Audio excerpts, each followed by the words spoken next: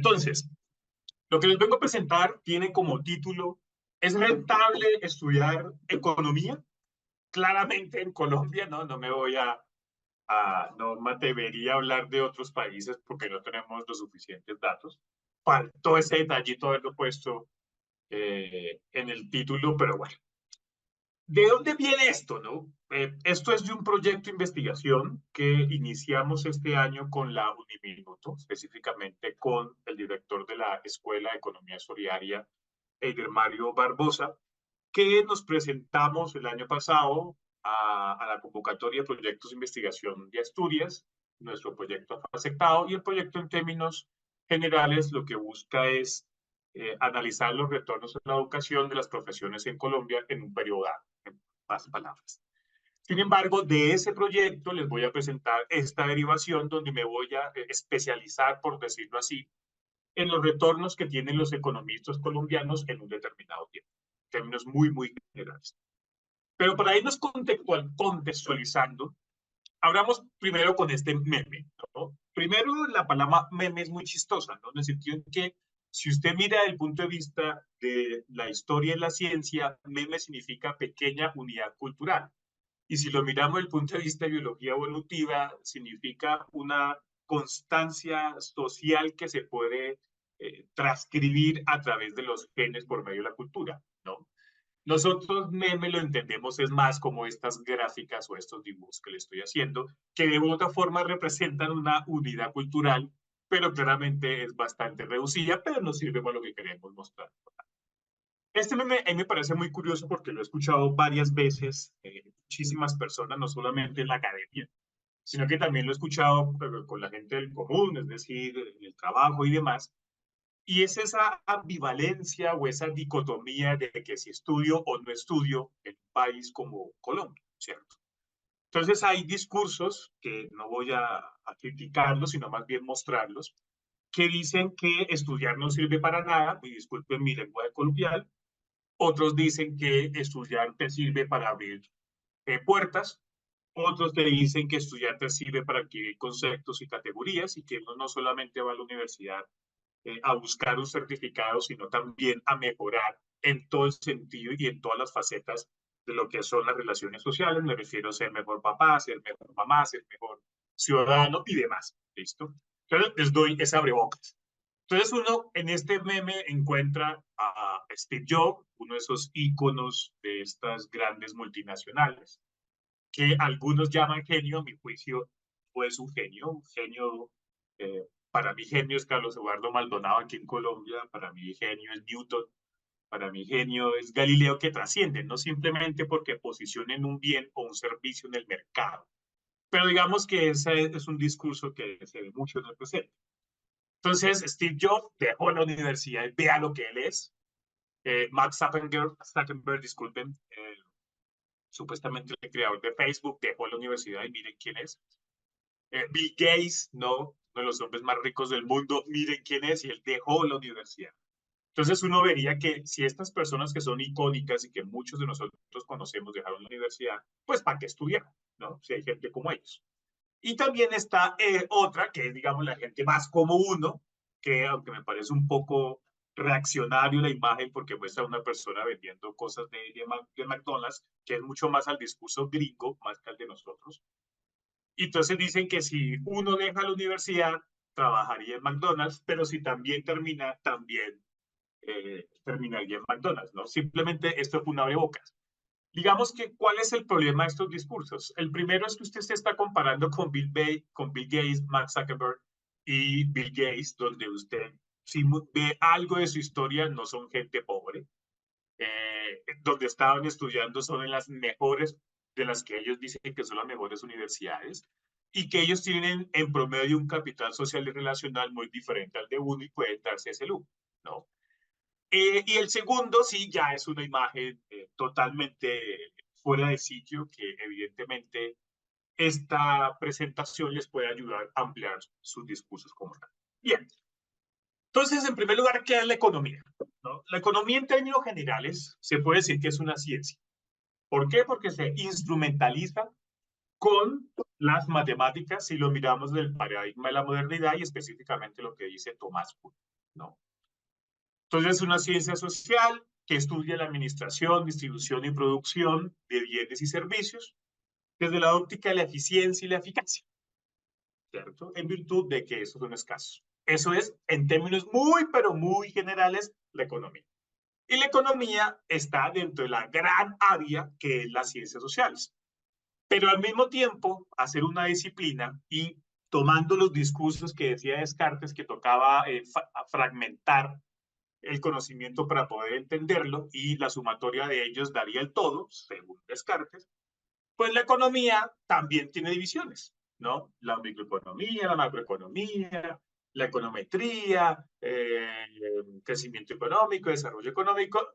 De eso yo voy a hablar específicamente de una derivación de la economía que es la economía laboral, ¿no?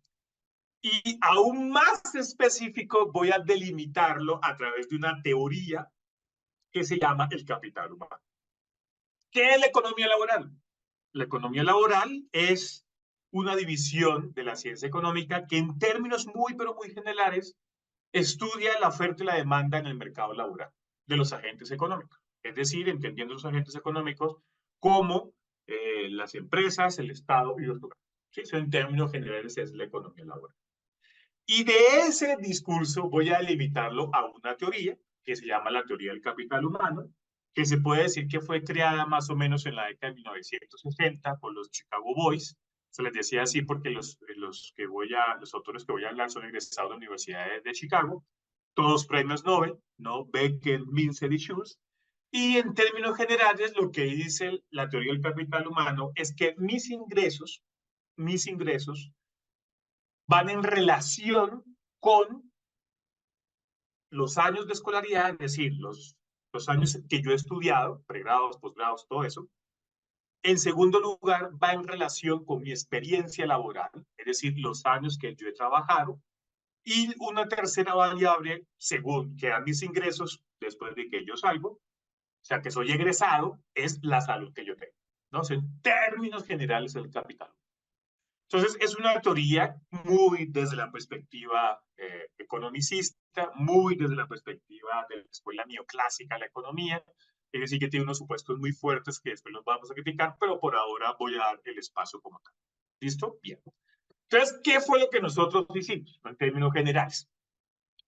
Lo que nosotros hicimos fue coger los datos, los microdatos, para ser más específicos, de la gran encuesta integrada de hogares del Departamento Administrativo Nacional de Estadística, y tomamos los años 2018, 2019, 2021 y 2022, si no me equivoco. Y de esos datos obtuvimos casi 1.200.000 observaciones, donde relacionamos eso que les acabé de decir antes, que es el capital humano, ¿no? En términos generales. Entonces, lo que nosotros hicimos fue, cogimos esos años, cogimos los datos que decía la gran encuesta integrada de hogares, miramos cuál era la relación entre años de escolaridad y ingresos, entre años de experiencia e ingresos de las profesiones colombianas, en términos muy, pero muy generales. Y lo dividimos en dos procesos. Uno que fue con la submuestra femenina, es decir, solamente mujeres, y otro que tomamos la submuestra masculina, solamente el sexo masculino. Entonces cogimos esos datos, los bajamos de la gran encuesta integrada de hogares del DANE, los cambiamos porque están en SPSS, que es un software estadístico, lo cambiamos a Stata, ¿cierto? Que es otro software estadístico, y utilizamos ese modelo que les estoy mostrando, eso es un modelo microeconométrico que ya se los voy a presentar, y de ahí comenzamos a hacer un modelo lineal, ¿cierto? Desde la microeconometría, que ya voy a explicar qué es eso, y eso nos dio unos resultados, ya, en términos generales.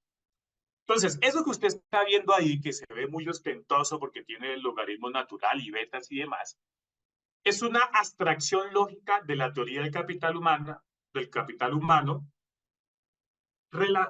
que se relaciona microeconométricamente. Entonces, bajemos las palabras. En primer lugar, ¿qué es microeconometría? La microeconometría es una especie de fusión a los Saiyajin, ¿no? A lo Vegeta, entre una derivación de la economía que es la microeconomía y otra que es la econometría. ¿Sí? La microeconomía, en términos generales, es el análisis de la decisión de los agentes económicos. Y la econometría es la utilización de software especializados en estadística, con lo cual uno puede hacer relacionamiento entre variables cuantitativas. Para hacer econometría se necesita full teoría económica, se necesita full estadística, economía matemática y entender algunos software especializados, ¿cierto? Entonces nosotros después de que tomamos todos esos datos, cogimos este modelo, ese que usted está viendo en la pantalla, y lo pusimos en el software Stata. Entonces, ¿qué dice este modelo?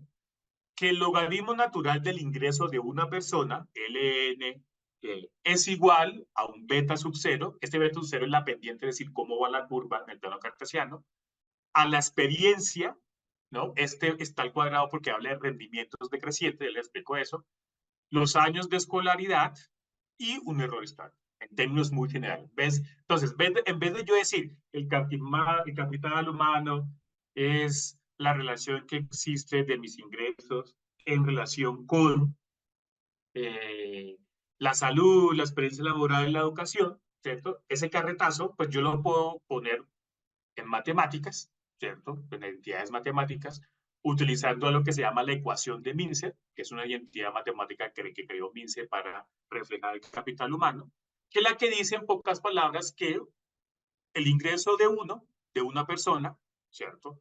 Va en relación con la experiencia, los estudios y la salud. Ya, en términos generales lo que acabé de decir, ¿cierto? Entonces, ¿qué datos me dio esto? Entonces, la forma como está escrito está en inglés, uno porque eso es derivado de un artículo que ya propusimos a una revista. En segundo lugar, las profesiones que se tomaron y la forma como está escrito viene del SIU, se puede decir que es un código que estructura es la palabra, que estructura en lo que ellos comprenden como profesiones, ¿sí? O las que son más aledañas. Entonces, por ejemplo, uno encuentra que la primera en este caso es especialista en psicología, en física y en química, por decir algo, entonces los unen. Otra categoría es arquitectos, ingenieros y técnicos. Otra es pilotos y los que trabajan con ello. Otra es dentistas, veterinarios y demás. Biólogos, agrónomos y técnicos. Nursing, que son enfermeras. Matemáticos, estadísticos, analistas de sistemas, ¡pum! Economistas, que es el que voy a mostrarles el día de hoy. Contadores, abogados, profesores, esos de comunicación social, es decir, autores, periodistas y demás, y administration, ¿listo? Entonces, volvamos otra vez, ¿cierto? Cogemos los datos, ¿sí? Que están donde se llaman microdatos en la gran encuesta integrada de hogares que está en el Departamento Administrativo Nacional de Estadística, ¿listo? Cogemos esos datos. ¿Cuáles datos cogimos? Los años 2018, 2019, 2021 y 2022. ¿Sí? Esos datos se cambian primero de SPSS, que están en ese formato cuando nos va del DANE, y se cambian a Stata. ¿Sí? En Stata, que eso es otro software, usted escribe ese modelo que usted ve en la pantalla. Usted lo escribe ahí. Y listo. Y eso le sale unos datos. Entre esos, dos datos. Listo. Eso, vuelvo y repito, lo subdividimos, o sea, lo dividimos en sexo femenino y sexo masculino por varias razones. Una, porque existe, por ejemplo, uno de los primeros datos que nos da esto antes de que hablemos, es que existe brecha de género. ¿Qué quiere decir brecha de género? Brecha de género quiere decir es que, aunque las mujeres se ha demostrado desde sociología laboral, desde psicología laboral, que en promedio tienen mejores competencias blandas, tienen menor deserción, estudian más que los hombres, en todas las profesiones, sin excepción, tienen menores retornos que los hombres, por ejemplo. En Colombia existe exclusión de género, a pesar de lo otro. Eso no es solamente Colombia, eso es casi que a nivel mundial, algo inaceptable en pleno siglo XXI. y más con las características que les di, pero es un hecho. Que se ha mejorado esa brecha, sí, no podemos negar, pero de todas maneras sigue pareciendo que una mujer, así tenga más estudios, así tenga más experiencia laboral, así tenga más procesos, en promedio tiene menos retornos o en términos más coloquiales, gana menos que un hombre con parecidas competencias, tanto gruesas como blandas. Es lo primero que encontramos en él. El segundo, ser profesor, o sea, ser yo, y ser comunicador social, periodista y demás, en promedio son los peores retornos. Es decir, que son los que tienen menores salarios en comparación, ¿cierto? Y eso pues se puede explicar desde otra literatura, de otras narrativas. Una tiene que ver que hay muy poco reconocimiento social para los profesores, ¿no? Hay mucha gente que todavía cree que los profesores somos niñeros en el colegio, o hasta en la universidad también se está viendo eso, o no falta el padre de familia o el estudiante que cree que puede ser más que un profesor, porque así el profesor sea el más mediocre del mundo, como mínimo ya tiene su carrera, así que pues de esa perspectiva hay que escucharlo, solo por ese lado. Eso es uno. En comunicación social, digamos que todavía ellos no se pueden considerar como una profesión, yo diría más bien como un oficio, y a mi juicio, eso es uno de los detonantes que ha hecho que en promedio sus salarios sean tan bajos, ¿no? O que hayan unas diferencias tan radicales entre, digamos, un ejemplo, Vicky Dávila, la revista Semana, a un periodista normal. Más o menos la diferencia es entre 50 y 60 veces el salario de diferencia, ¿no? Eso hace cosas llamativas. Entre los profesores, pues, como les dije, hay muy poco reconocimiento social. Los salarios de los profesores son muy, pero muy malos en promedio, en comparación. Y eso hace que dentro de esta metodología que utilizamos, dentro de los datos que utilizamos y dentro de las profesiones que fueron escogidas para este proceso, pues podamos decir que son las profesiones con peores retornos de educación. Otra que tiene también, otros dos que tienen procesos bastante lamentables en retornos, en términos generales, tanto femenino como masculino, son los enfermeros y o enfermeras y los médicos. A mí los enfermeros me parece muy curioso porque como los profesores tampoco tienen reconocimiento social, a pesar de que la enfermera es la que está con uno cuando uno lo opera, no hay más cosas, no es el médico, ¿no? Y en los médicos los datos demuestran y la literatura, y es que con todo lo que pagan por semestre, los retornos cuando salen, o sea, lo que gana un médico general es sencillamente para llorar, si le soy sincero, porque usted pagando 28 millones en los Andes, 26 millones en la Javeriana para que le paguen 3 millones, pues me parece bastante complicado en una EPS, ¿no? Y con todos los problemas que tiene una EPS. Bueno, eso en términos generales. Ahora ya especifiquemos con el sexo femenino. O sea, una pregunta que usted me podría hacer es, oye, ¿por qué no puso el año del 2020? El 2020 no lo tomé porque pues estuvimos en plena pandemia y eso generó hay problemas robustos desde el punto de vista estadístico para tomar ese año. Es más, el año 2021, siendo honesto, hay que verlo con matices, porque el 2021, recuérdense que tuvimos el efecto rebote del PIB, ¿no? Donde en 2020 tuvimos, no me acuerdo bien si fue menos 10 punto algo el PIB, y pues pasamos como a otros 11, pero pues eso fue puro efecto rebote en virtud de que en el 2020 todo estaba quieto, en 2021 se hace todo, pues ineludiblemente hay este movimiento y eso puede generar. Entonces digamos que el año 2021 no lo voy a tomar mucho, aunque lo hice, pero eso tiene como sus problemillas. Me voy a fijar sobre todo en el año 2022 para que vean más o menos la trascendencia y lo vamos comparando con el sexo masculino. Entonces, desde esa perspectiva y mirando los datos, por favor, miren mi cursor del año 2022. Esos son los últimos datos. Esto está en puntos logarítmicos, ¿sí? No está ni en precios reales ni en precios nominales, porque eso es de otro proceso. ¿Por qué está en puntos logarítmicos? Porque al ser más de 1 millón de observaciones, el logaritmo natural te ayuda, digamos que a reducir esos grandes números a unos más pequeños que los puedas comprender un poco más y porque así también es la ecuación como tal, ¿no?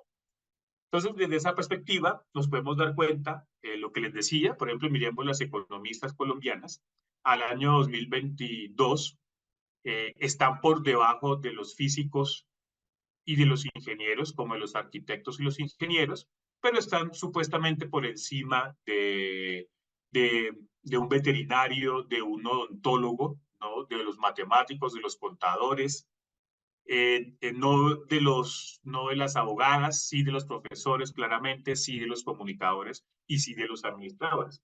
Es decir, algo que uno, por ejemplo, podría decir aquí es que los economistas, hasta el momento, nosotros, no tenemos la competencia directa de un técnico en economía y de un tecnólogo en economía. Lo que sí se ve, por ejemplo, en un administrador de empresas y un contador. Sin embargo, si usted ve por los índices de rotación, así como los índices de inclusión al mercado laboral, es más factible una persona egresada de administración y de contaduría ingresada al mercado laboral que un economista, por ejemplo. Eso hay que tenerlo muy claro, ¿cierto? Ahora bien, también uno podría decir, pero bueno, ¿cómo así que los biólogos y agrónomos ganan más que los economistas? Eso toca mirarlo con detallitos, es decir, estos datos nos dan una sugerencia de cómo se comportan las variables con la relación que les acabo de decir. Pero no quiere decir que esto es una verdad absoluta porque me llené de logaritmos y demás, no. Las matemáticas son un medio para llegar a un fin, pero no son una verdad absoluta. ¿Por qué? Uno, si usted ve esto, entonces usted dice, no, lo que hay que hacer es ser ingeniero, lo que hay que hacer es ser biólogo, que son los que tienen los mejores puntajes, o lo que hay que hacer es ser abogado, ¿cierto? Sin embargo, hay unos ligeros detalles. Primero, aquí cuando este puntaje, aquí está uniendo arquitectos, ingenieros y técnicos asimilados. Es decir, el arquitecto se está relacionando la ingeniería de sistemas con el ingeniero industrial, el ingeniero de sonidos con el ingeniero de mecatrónica. Y pues se ha demostrado que muchas de las ingenierías que les acabé de decir no tienen demanda de empleo en el país. Entonces ahí comienza esto a patinar. La segunda, cuando vi las observaciones de las biólogas, me di cuenta que había, en comparación, me di cuenta, por ejemplo, que las biólogas, las observaciones, es decir, el número de personas que se consideraron biólogos y que son egresadas, en este caso mujeres, era mucho menor en comparación, por ejemplo, con los economistas. Eso en una estadística puede generar un error en el sentido que se está sobrevalorando una muestra y se está también igualando con una muestra más pequeña como es la economía. Pero nos puede dar una idea como tal. Los abogados también hay que mirarlo con matices. ¿Por qué? Porque si usted lo contrasta con otra literatura, también se ha demostrado que los abogados como los periodistas entre niveles de jerarquía, los salarios son radicalmente, pero una cosa impresionantemente visibles. Como le decía, uno en comunicación social puede encontrar que una Vicky Dávila puede ganar 50, 100, 200 veces más que el periodista normalito. En los juristas, o para ser más específico, los abogados, ¿no? Para no traducirlo así, también uno puede encontrar esa diferencia de 60 a 70. Es decir, no es lo mismo ser un abogado del bufete de Urrutia a ser un abogado litigante. No es lo mismo. Entonces, eso hay que mirar. Pero en términos generales, ¿qué podemos decir? Que la economía, bajo los datos que vimos, ser egresada de economía genera unos retornos muy por encima de muchas profesiones. ¿Sí? Uno podría decir eso haciendo un resumen. Bien. La siguiente, esta, es la del sexo masculino, ¿cierto? Aquí uno ve varias cosas si usted comienza a comparar. Primero, si usted ve aquí, ese es el de pilotos, es decir, pilotos de avión. Aquí los datos nos dan negativos, es decir, que cada vez hay menos salario para, no sé si se diga así, pilotas, no sé si se diga así. Bueno, pilotos mujeres, no sé si se dice pilotas, disculpen mi ignorancia. Pero para las pilotos mujeres es negativo, es decir, cada vez hay menos pilotos mujeres y en consecuencia o no lo busca el mercado de las aerolíneas, llegado el caso, y en consecuencia hay menos o no hay, podría decirse así. Ese es un primer proceso. ¿Por qué? Porque si usted mira aquí los pilotos, es una que mejor tiene retornos porque es de 1.2. Aquí es positivo, si se dan cuenta, se lo compara con los hombres. Lo segundo, miremos los economistas. Las economistas tienen en punto logarítmico 0.67 retornos de la educación, mientras que los hombres tienen 0.84. Es decir, que la diferencia es más o menos de pues, casi 0.2 puntos porcentuales, la diferencia entre ser economista hombre y economista mujer, con parecidas y características similares de competencias blandas y blandas. Eso es uno. Persiste lo mismo que dijimos antes, en el sentido en que, si se dan cuenta, la economía en este caso pues está por encima de los veterinarios, de los biólogos, de los enfermeros, de los matemáticos, de los contadores, de los abogados, de los profesores, de los periodistas, de los administradores. Es decir, los datos que nos sugieren que uno se mantiene el discurso de que existe una brecha de género, es decir, que los hombres teniendo parecidas competencias gruesas y blandas con las mujeres en este periodo tienden a tener mejores retornos a la educación, en primer lugar. Segundo, que los economistas en promedio generan mejores retornos que las demás profesiones en promedio, que hay diferencias sustanciales entre mujeres y hombres, sobre todo en economía, si usted es egresado tal, que ser enfermero y ser periodista son de los peores retornos a la educación, que también esto hay que mirarlo con lupa. O sea, vuelvo y repito, estas son unas sugerencias, no son una verdad absoluta. ¿Por qué? Porque hay errores en la robustez de los datos, ¿no? Dada la contingencia del 2020 y lo que pasó en el 2021. Es decir, yo diría que todavía el mercado laboral no se ha estructurado lo suficiente y todavía estamos en vaivenes, claro, mucho mejor en comparación al 2021, pero todavía uno ve los efectos colaterales que hay todavía en la pandemia. Otro proceso que uno ve, y ahí comenzamos ya a criticarlo desde el punto de vista epistemológico, es que la teoría del capital humano tiene unos supuestos supremamente fuertes, que eso hace que uno tenga que tener una mayor verbigracia de literatura. Por ejemplo, la teoría del capital humano dice que solamente se pueden hacer con estudiantes de día. Entonces allí uno comienza, pero ¿cómo así? ¿No? Que en Colombia pues la gran mayoría son estudiantes de noche, entonces ahí comenzamos. Segundo, esto también se basa en un supuesto muy fuerte, es de la competencia perfecta, porque esto es pura escuela neoclásica. En términos de economía laboral sería que existen muchísimas empresas buscando empleados y también existen muchísimos empleados buscando empresas. Y eso pues lo dudo mucho, y más con las unidades económicas en Colombia. Por ahí estuve leyendo el observatorio de la Alcaldía de Bogotá de Economía, y también lo agregué con un censo que hicieron en el 2023, 21, 23, no me acuerdo, el DANE de las unidades económicas, y más o menos en Colombia hay 2.5 millones de unidades económicas, ¿no? De las cuales la gran mayoría no genera competitividad, me refiero a exportación por fuera del país, y una de las características es la falta de innovación y la falta de investigación en sus procesos, donde ahí estamos nosotros profesionales para generar ese punto, ¿no? Entonces, digamos que va de la mano. Sin olvidar también que si usted mira que desde 1990, que nos volvimos neoliberales y precarizamos radicalmente el mercado laboral, o sea, quitamos las horas extras, ese exabrupto que es el contrato de servicios y demás, pues eso también ha reducido el poder adquisitivo, y uno ve que, por ejemplo, desde 1990 más o menos ha perdido entre un 20 y un 25% de poder adquisitivo. Entonces eso hace que en la cadena, por decirlo así, de las personas que son población económicamente activa y que se encuentran en el lado formal, pues tengan unos salarios que tienden a bajar, y los de la informalidad, que llegamos casi un 60%, según el último reporte del Consejo Privado de Competitividad 23-24, o el 22-23, no, bueno, el último establece casi 59% de informalidad, pues eso también refleja algo lo que hemos visto en este momento. Entonces, ya para terminar, y con esto me despido, el objetivo de esta presentación, en términos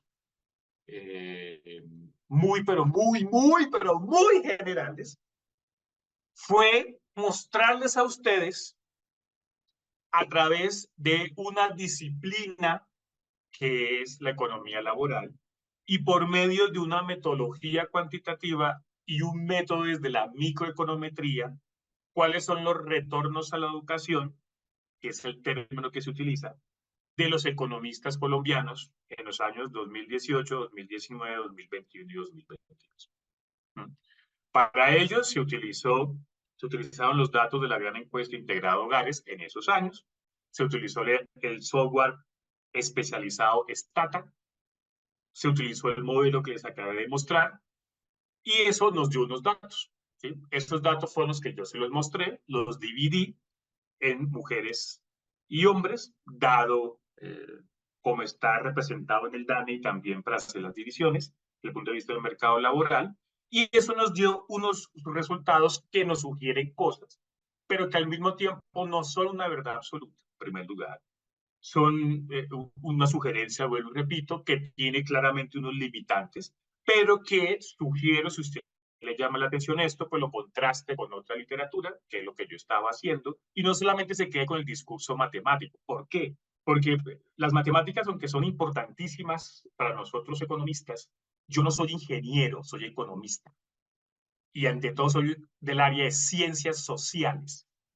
En consecuencia, los números nos ayudan a interpretar una parte de la realidad, pero no son la realidad. Sin olvidar los sesgos epistemológicos que tiene la teoría, como los sesgos estadísticos que tiene también los datos que tomamos. Pero nos puede dar una sugerencia de cómo se comportan las variables. Espero que hayan aprendido un poco más y muchas gracias por haberme escuchado.